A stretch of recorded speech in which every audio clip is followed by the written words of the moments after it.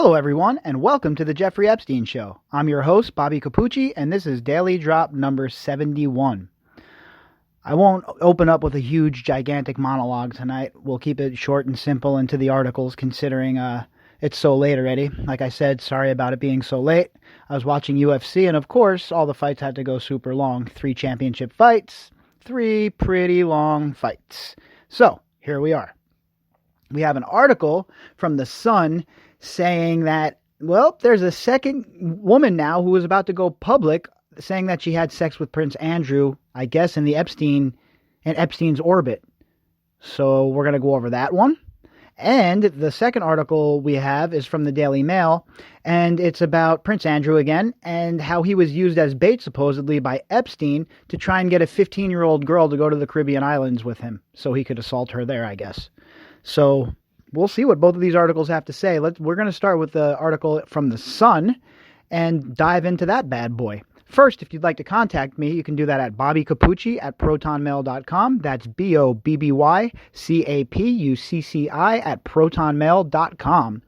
And for the generous donor who donated to the GoFundMe just very recently, thank you very, very, very, very much. That was very, very kind of you. And I really appreciate your support. So let's jump into this article. Andy's TV hell. Second victim to go public on sex claim about Prince Andrew in the new year. The claim from another woman allegedly abused by pedophile tycoon Jeffrey Epstein is being investigated by lawyers. If they find her account credible and decide to represent her, they are threatening to go public at a press conference next month. A source said the claims will be thoroughly investigated. The Duke, 59, has been forced to withdraw from public life over his links to Epstein, who was found dead in his jail cell in August. Andrew has denied he slept with teenager Victoria Roberts. His second accuser has contacted lawyers for Epstein's victims, claiming she also had sex with Andrew, although was not said to have alleged she was coerced.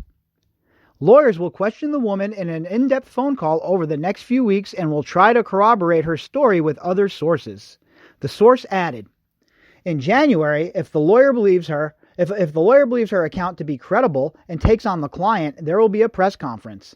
Meanwhile, lie detector expert Don Cargill has offered to test Andrew and Miss Roberts for free after a poll showed most people thought it would help discover the truth.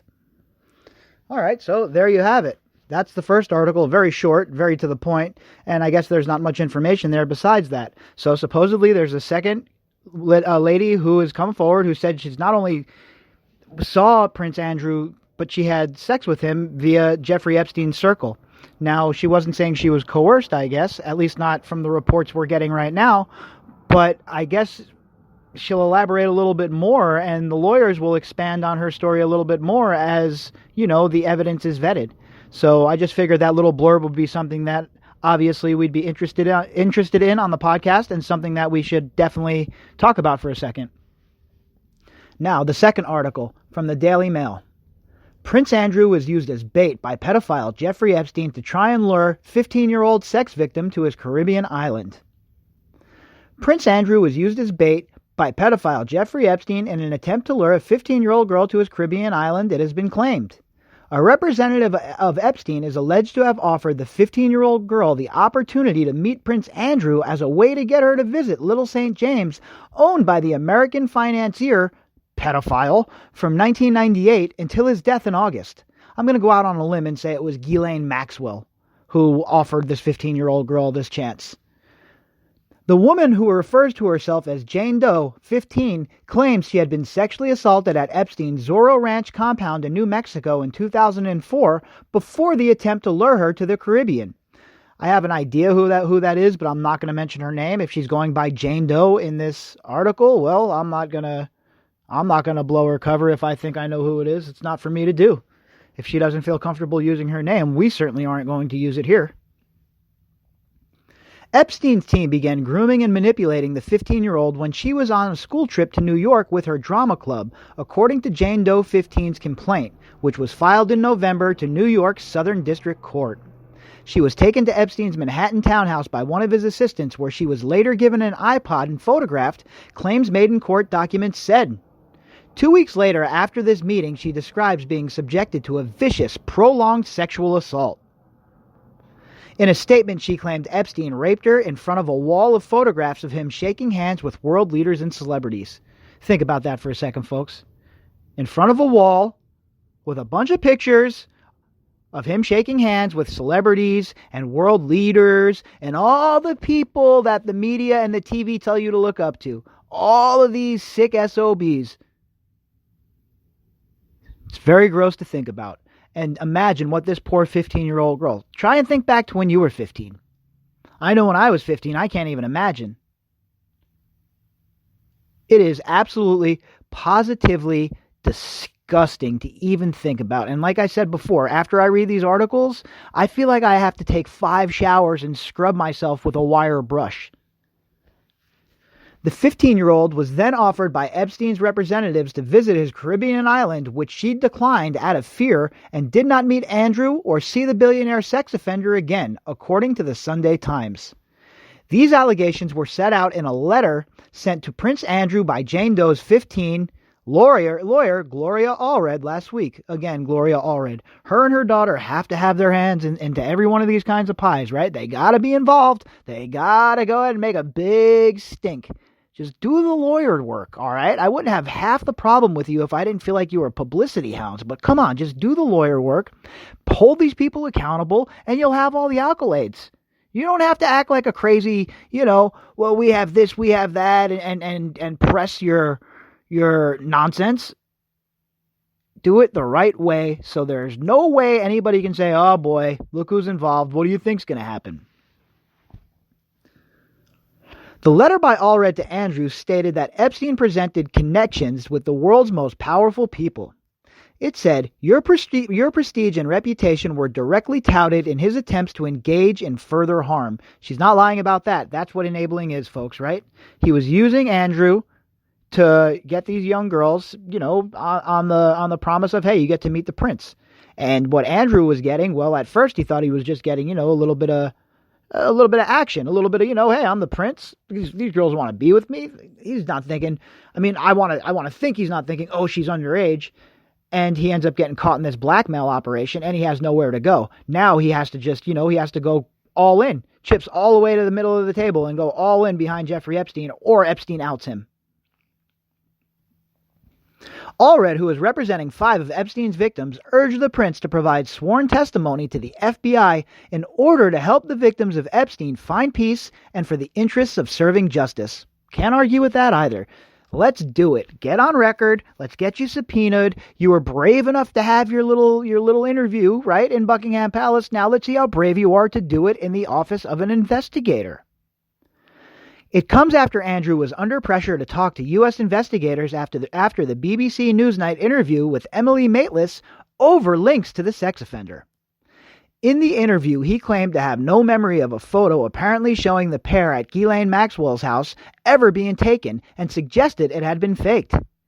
He also suggested that her memory of him sweating was inaccurate because his experiences in the Falklands meant he suffered from a rare condition which left him unable to sweat.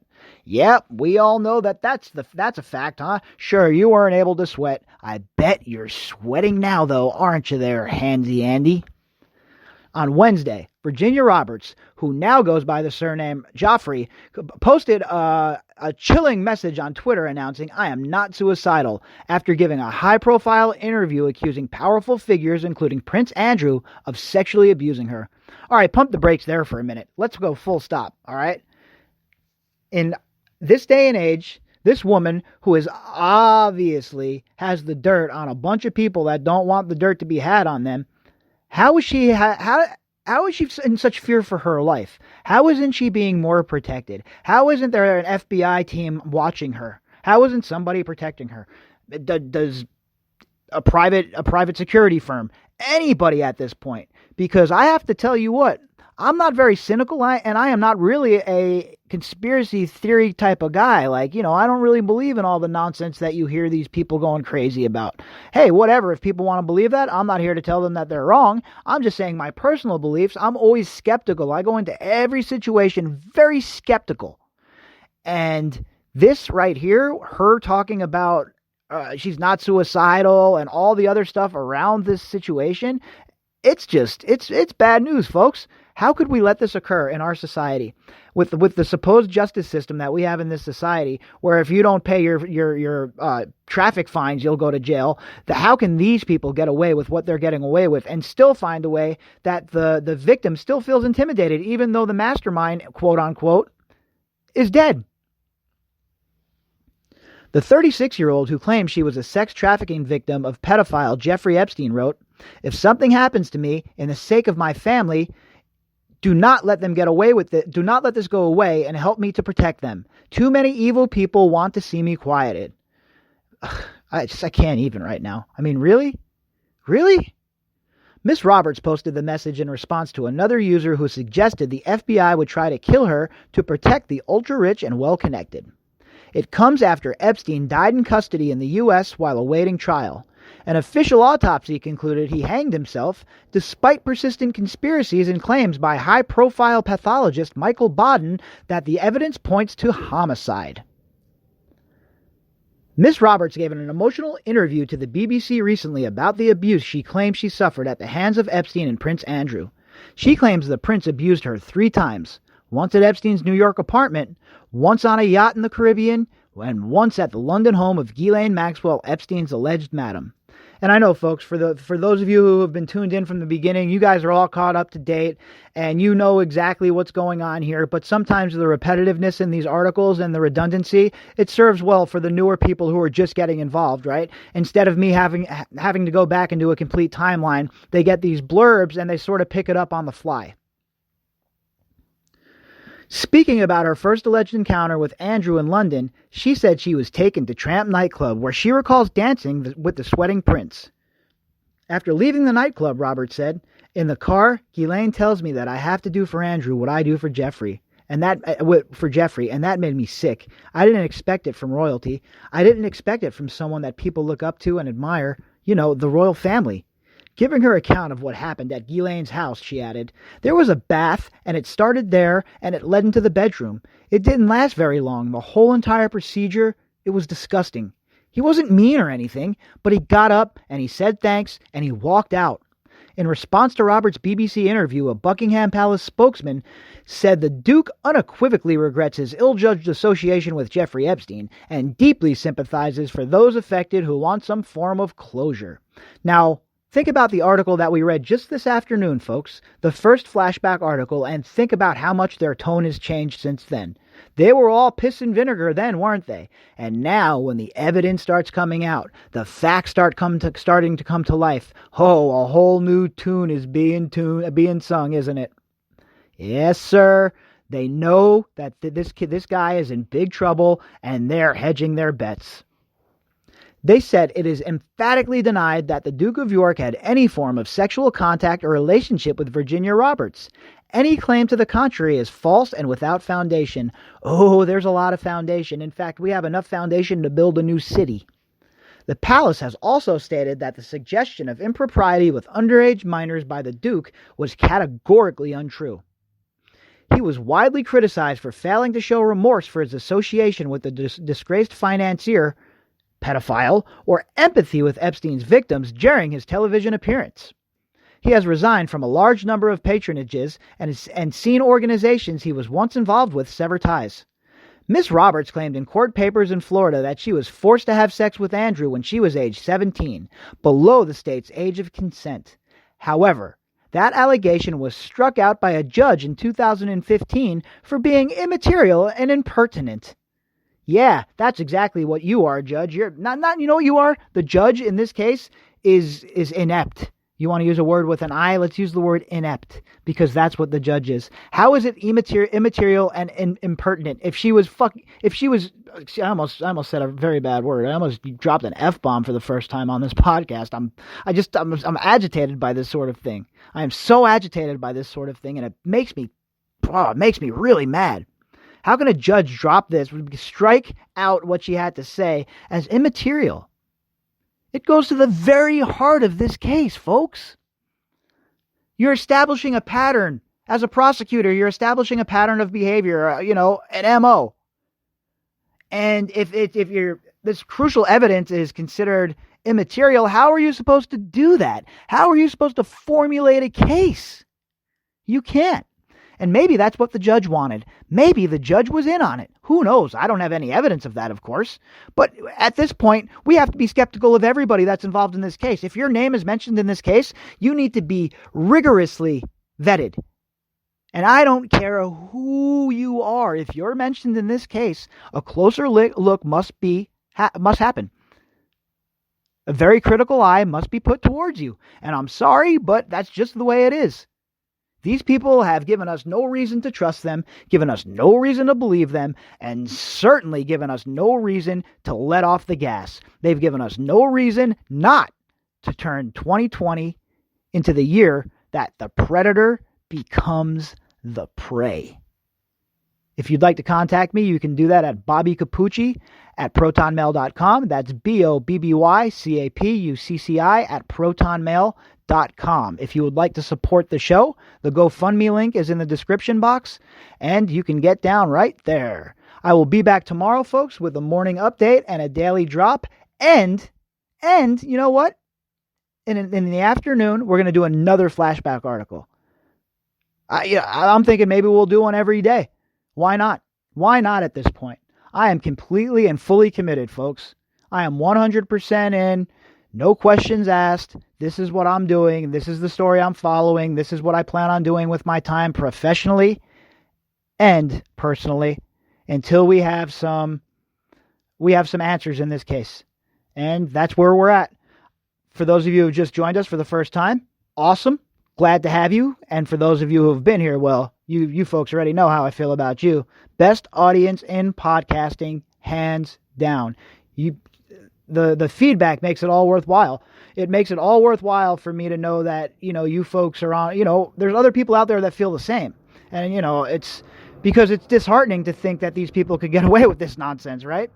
So, all right, I'll be back tomorrow. I hope everybody had a great Saturday night, and I hope that tomorrow is an even better day for all of you. I will catch you then.